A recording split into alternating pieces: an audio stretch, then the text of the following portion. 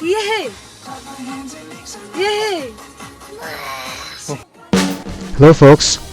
Sometime after our third Eurotrip, my daughter treated us to a visit at a vineyard in Northern Virginia, about a 1.5 hour car ride from our house. We grabbed this opportunity right away because the last time we went to this beautiful winery was quite a while ago, before she got busy with her own family. Yes, Aya. You really love holding hands with me. With Nan.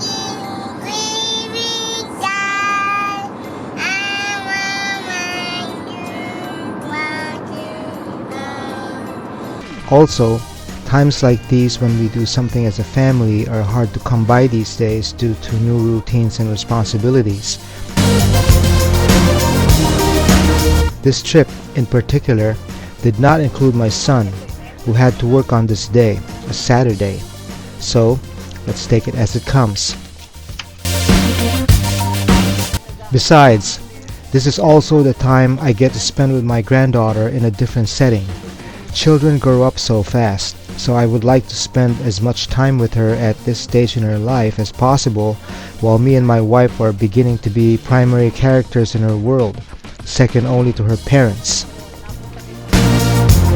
I still remember the time when she was a newborn, so fragile and tiny that I refused to carry her in my arms for fear of dropping her.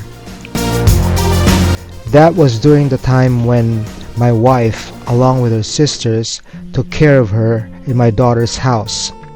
That fear went on for a few more months before she was old enough for me to hold her. It was then when I realized that whatever parenting experience I had with my own children went out the window, and I had to learn it again, this time as a grandfather. My wife doesn't seem to have a problem with it, so the saying, "Mommy knows best, and Grammys as well," is so true. Now, at 2 years old, she's kinda heavy, full of life and inventing her own language. What were you saying? Yeah, I don't know what happened. What do you think happened? What's that, a truck?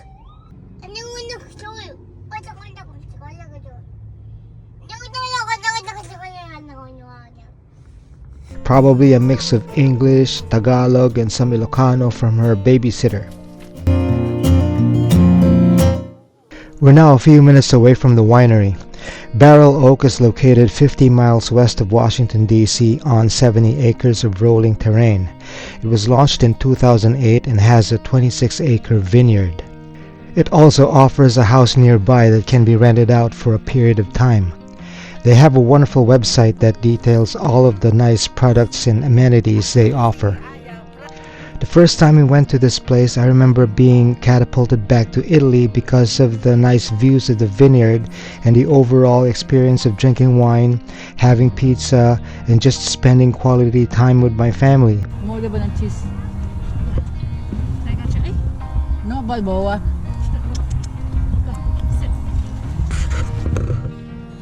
There's 2 margaritas and then 2 of the sausage.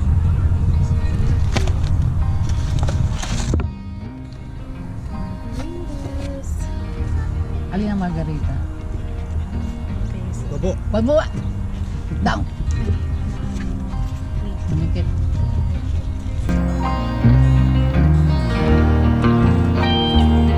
We even brought our dog Balboa, as it is also a dog-friendly place. It was voted the most family-friendly winery in the world by a group called the Wine Enthusiasts.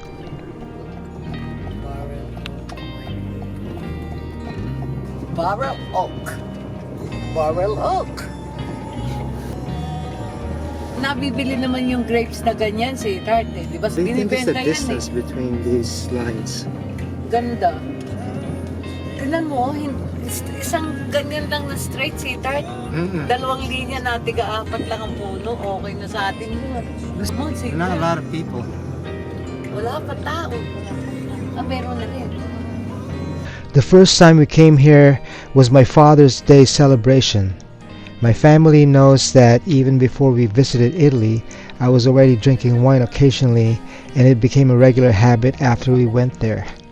Even during the visit, I was drinking an average of a bottle a day during and after meals. The pizza's there. I saw it right away. Alin? The pizza. So we're gonna order 3. Si Taco kasi. Please. Parang hindi siya magulo. Okay. Ano pa ang bababa? This Yun daw si Taco. Huwag mo na yung bike. it's light. Ay, no, but... Ay, tawag dito.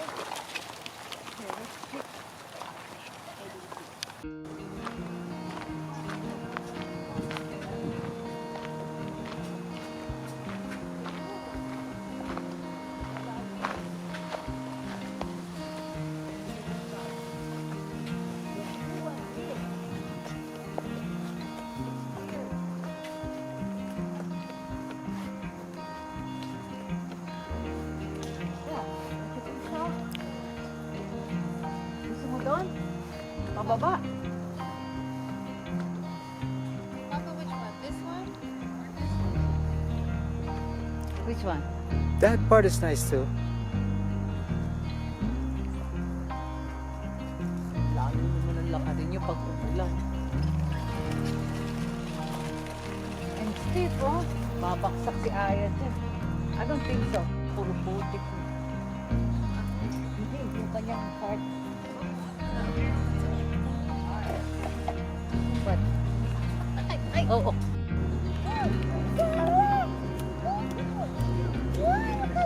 Aya! Look at Lolo. Aya.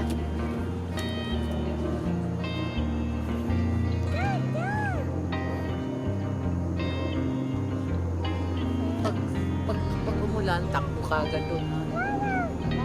Pag umulan. Kasi natin na pag malakas. What are you saying, Aya? Saan? See. Is that safe, ate? Dadaan rin.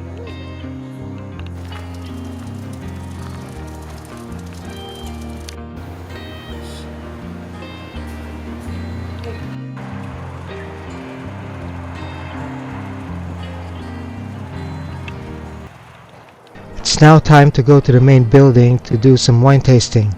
The lady inside recommended the premier tasting option from the menu, and I informed her that I don't like sweet wine, so she scratched the Chocolate Lab, which was a dessert wine, with Meritage, which is dry red wine.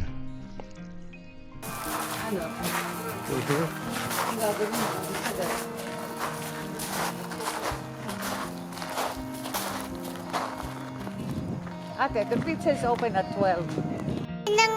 This is wine. You cannot drink it. This is wine. Snacks here. I'm waiting. Okay, Sita, let's get tacos muna. Yun ata ready na. Tacos? She then gave us a strip of paper describing the wines and told us to start tasting them from left to right, from the white ones to the red.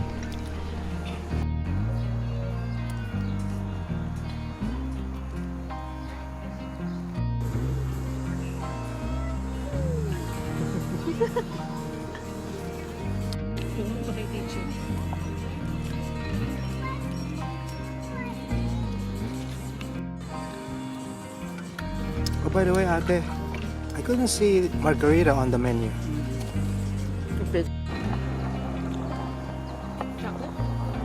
Sarap. Good. No? What you eating? Tacos, pizzas, ayos baon, churros. Aya, say hi. Hi. Aya, say hi.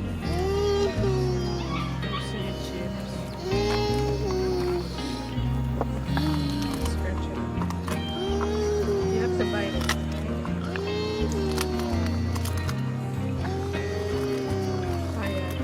One Saturday morning. with my favorite apo.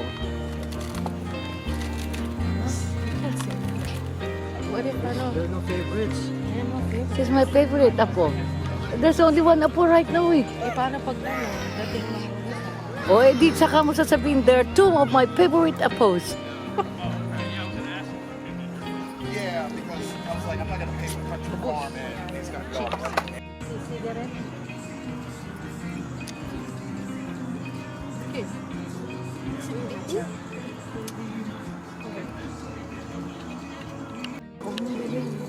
It's too much.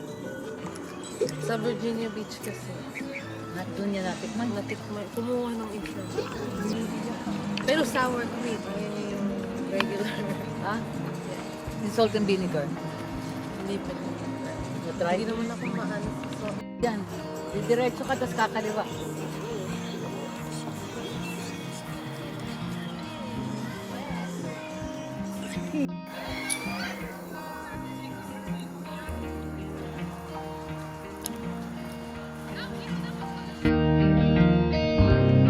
Everything was good, but I'm more of a red wine drinker, so I was a bit surprised that the best among the 5 ones I tasted here was the Vidal Blanc, the second white wine from the left. Eventually, I drank them all, since they were all good.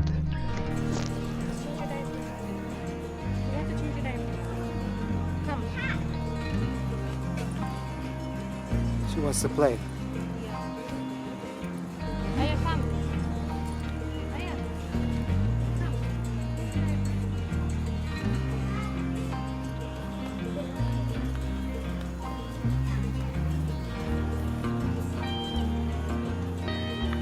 Really stone hot. Yeah. And Yan ang gusto ni Papa, yung crush na ganyan. Nakalimutan ko kumuha ng tsaka 22, 44. sarap mo. Tanggal na lang.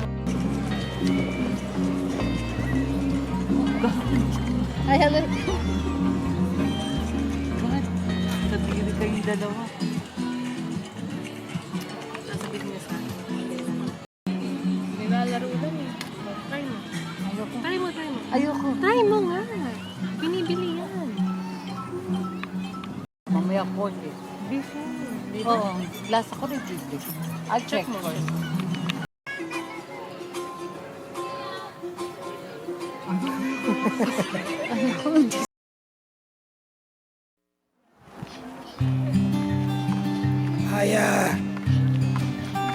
Okay, wait. Wait, you have to stay open. It's been a fun and enjoyable morning here at the Vineyard. It's also a much needed respite from the daily grind, especially for my daughter, who's been juggling between her professional and parental responsibilities. Say hello, Aya. No? Say hi, hello. No. Okay, let's do your shoes.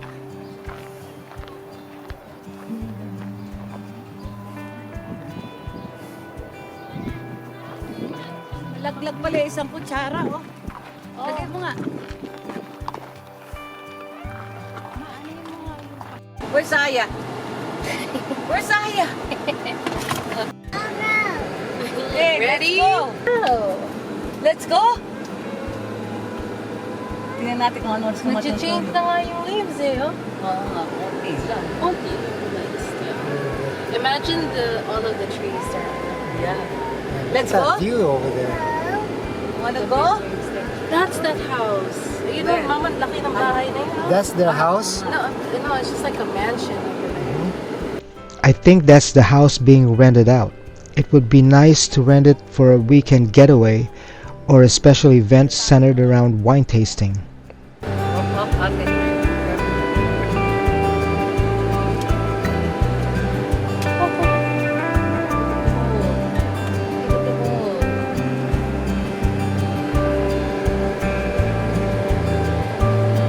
Ayun o, si Tart.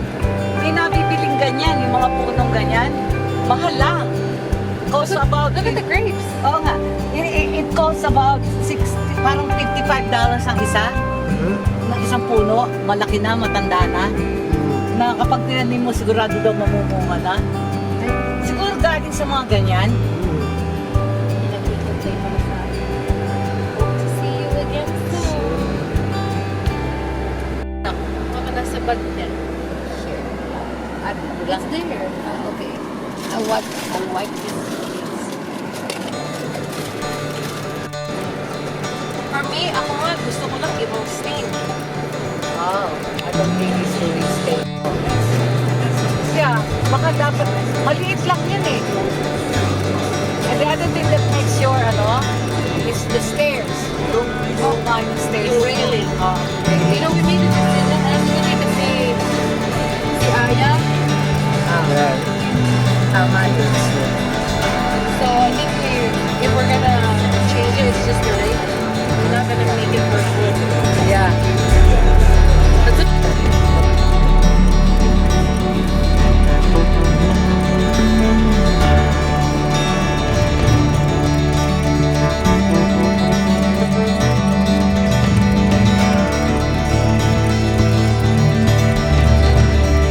When you're here in the DC, Virginia, and Maryland area, plan a visit to this winery. It's off the beaten path, but it's totally worth it.